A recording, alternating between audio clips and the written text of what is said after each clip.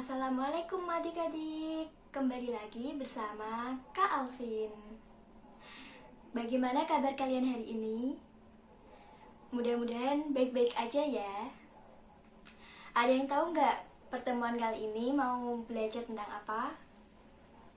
Ya, pertemuan kali ini kita akan belajar tentang pembagian. Ada yang tahu nggak apa pembagian itu?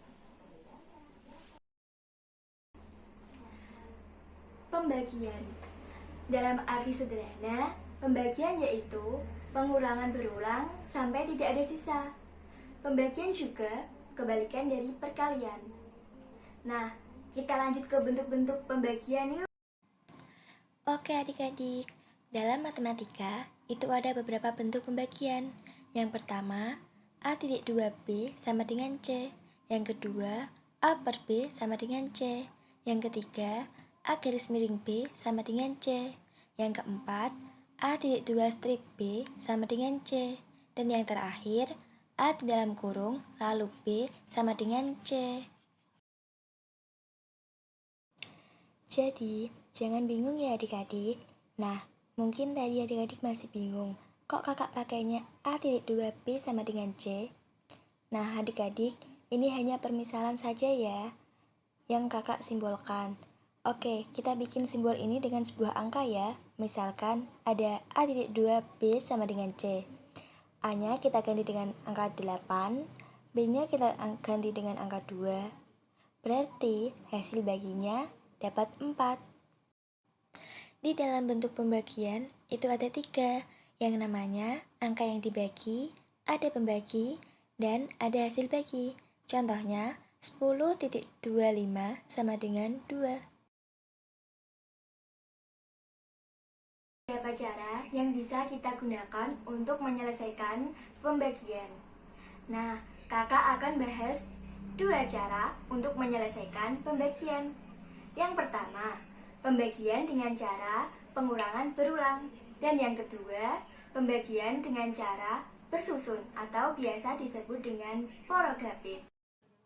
Bentuk yang pertama, yaitu pembagian dengan cara pengurangan berulang. Nah, ini hanya berlaku untuk angka yang dibaginya sederhana atau kecil ya adik-adik. Kakak punya contoh nih, 6 dibagi 2 sama dengan. Nah, langsung kita kerjakan yuk. Caranya, 6 dikurangi 2 sampai habis tidak ada sisa, seperti di contoh ya. Berarti dapat kita katakan 6 dibagi 2 sama dengan itu dapat berapa? Nah, kita lihat aja angka 2-nya di pengulangan. Itu ada berapa angkanya? Betul, ada 3. Bahwa bisa kita katakan 6 dibagi 2 sama dengan 3. Untuk angka-angka yang besar, kakak sarankan tidak memakai pengurangan berulang ya. Nah, cara yang kedua yaitu dengan porogapit.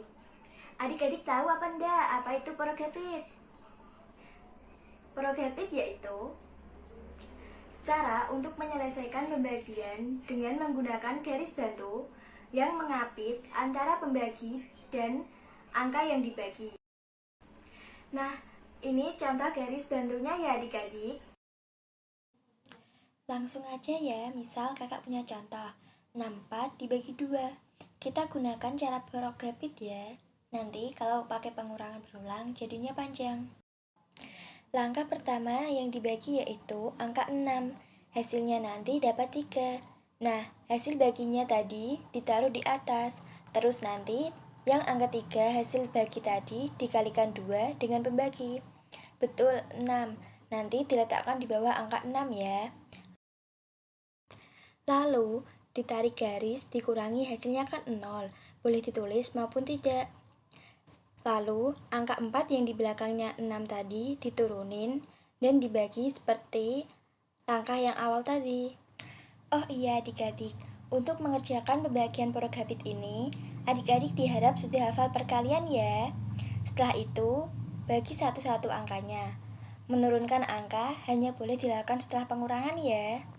Sekian video dari kakak ya, semoga bermanfaat.